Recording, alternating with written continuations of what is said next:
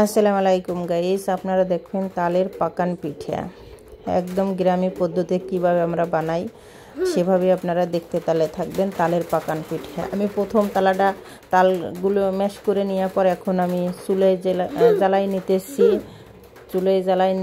জ্বালাই নেওয়ার পরে এই পিঠাটা বানানো হবে, তাতে খুবই ভালো হবে। আমি প্রথমত তালটা ভালোভাবে জাল করে একটু ঘন করে নেব। আপনারা দেখতে তাহলে থাকুন পুরো ভিডিওটা, খুবই সহজ পদ্ধতি। আশা করি সবার কাছে ভালো লাগবে। আমার তালটা প্রায় জাল করা হয়ে গেছে। জাল করা হয়ে গেলে আমি চুলা থেকে নামাই আমি সাইডে রেখে দেব। এই তাল দিয়েই আমি পুরো আটাটা আমি একটা ডো বানাই নেব।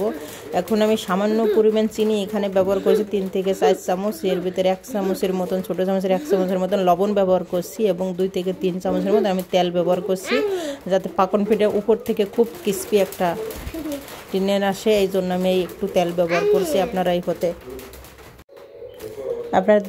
আপনারা দেখতে তালে থাকুন আমি কিভাবে পুরো আটাটা কিভাবে মাখাই নেই, সেটা আপনারা দেখতে তালে থাকুন। দেখুন আমি কিভাবে মেখে নিতেছি। এখন আমি তেলটা পুরো আটাটার সাথে আমি মিক্স করে নেব, যাতে পুরো আটাটা ভালোভাবে মিক্স হয়ে যায়। এভাবে আপনারা আটার সাথে পুরো তেলটা মেখে নেবেন ভালোভাবে। মেখে নেওয়ার পর এখন হালকা যে গরম তালটা, সেই তালটাই আপনারা আটার ভিতরে ঢালবেন। আমি এই পথেই ডোটা বানাই নিতেছি। অনেক গরম, এই জন্য হাত দিয়ে নয়, হয়তো কিছু জিনিস দিয়ে বা চামচ হোক যেটাই হোক আপনারা এটা ব্যবহার করে আটার সাথে মিক্স করে নেবেন। যদি তালটা আপনারা জাল করে নেন, সেই হিসেবে কিন্তু আপনার তালে কিন্তু আটাতে কিন্তু বেশি চিনি দেওয়া লাগবে না, 2 থেকে 3 চামচ চিনি দিলেই না। আমি আস্তে আস্তে করে পুরো একটা তাল দিয়ে পুরো একটা ডো আমি বানাবো। আর এর ভিতরে আমি হয়তো এক বাটির মতন আমি এখানে চালের গুঁড়ো ব্যবহার করেছি। আমি দুটো জিনিসটাই মিক্স করে ব্যবহার করেছি। দেখুন আমার আটাটা মাখা হয়ে গেছে। এরম একটা, না শক্ত বা নরম, এরম একটা ডো আপনার বানাই নিতে হবে। এখন আমি যে নারকেলের একটা ফুট, নারকেল এবং চিনি, এর ভিতরে আর কোনো কিছু আমি ব্যবহার করে নারকেল আর চিনি দিয়ে আমি একটা ফুট এখানের ভিতরে যেটা ব্যবহার করব পাকান পিঠের ভিতরে, সেটাই আমি এখানে বানাইয়ে আমি সাইডে রেখে দেব। আর আপনারা চেষ্টা করবেন আটার ভিতরে কিছু চালের গুঁড়ো দেওয়ার জন্য। এখানে আমি দুটো জিনিস মিক্স করে ব্যবহার করেছি, আটা এবং চালের গুঁড়ো। এখন আপনারা দেখতে গেলে দেখুন আমি কিভাবে সুন্দরভাবে একটা ডো আমি এখানে একটা রুটি আমি বেলে নিতেছি। বেশি মোটাও হবে না, বেশি পাতলা হবে না। এটা যদি বেশি পাতলা হয়ে যায় তাহলে কিন্তু আপনার আটাটা পিঠাটা খুব বেশি ভালো হবে না। উপর থেকে ক্রিস্পি হবে, নিচে ভিতরের অংশটা খুবই সফট হবে। আপনার পিঠাটা এই টাইপের হয়ে যায়। এই জন্য আপনার একটু বেলার সময় মনে রাখবেন যে রুটিটা একটু মোটা টাইপের হবে। আমি যে পথে বানাচ্ছি আপনারা অবশ্যই দেখুন এবং অবশ্যই ট্রাই করবেন। আপনারা বাসায় বানাই খাওয়ার জন্য, নিজে খান, সবাইকে নিয়ে খান। আশা করি সবার কাছে ভালো লাগবে। এখন তালের সিজন, সব জায়গায় এখন তাল পাওয়া যাবে আছে। আপনারা নতুন অনেক কিছু অনেক কিছুই বানাই আপনারা খেতে পারবেন তাল দিয়ে। আমি দেখুন এই পথে যে নারকেল এবং চিনি যেটা আমি একটা মিশ্রণ বানাই রাখছিলাম, সেটাই আমি এখানে দিতেছি। দেখুন আমার রুটিটা কিন্তু বেশি পাতলা না এবং বেশি মোটাও না। আমি উপর থেকে ক্রিস্পি হবে, নিচে অনেকটা সফট হবে। আমার অনেকগুলো পিঠে বানানো হয়ে গেছে। আপনারা দেখতেছেন কি সুন্দর কালার আসছে।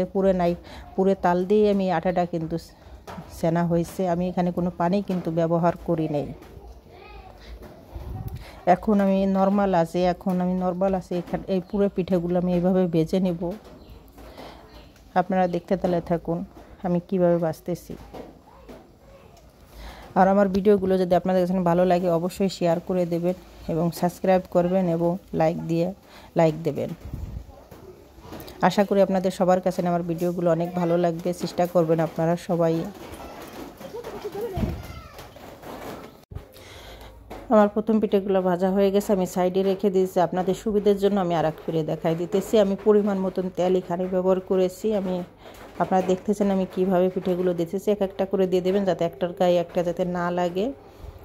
আপনার একটু সময় নিয়ে পিঠেগুলো ভাজবেন, যে উপর থেকে জানিস ক্রিস্পি একটা ভাব আসে পিঠের উপরে। দেখুন কি সুন্দর কালার আসছে, আর ভিতরে কিন্তু অনেকটা সফট আসবে। কেন কি আপনার রুটিটা একটু মোটা করে বেলতে হবে এবং পাতলা বেশি করা যাবে না।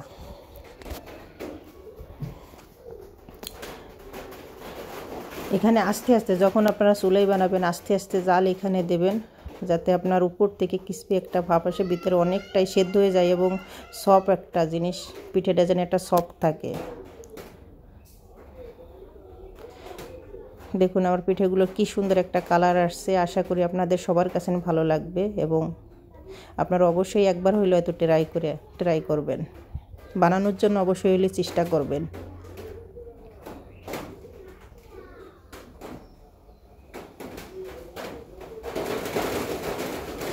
আমার পিঠেগুলো হয়ে গেছে, এখন আমি তুলে নেব।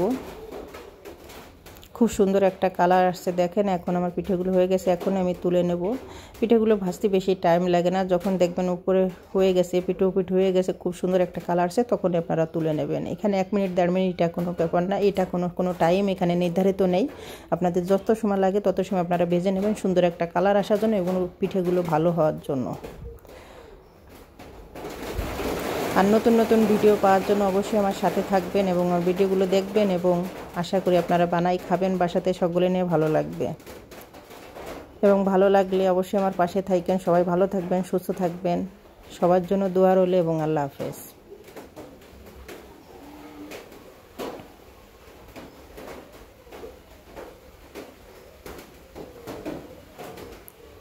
আপনারা দেখতে তাহলে থাকুন আমার ভিডিওটা।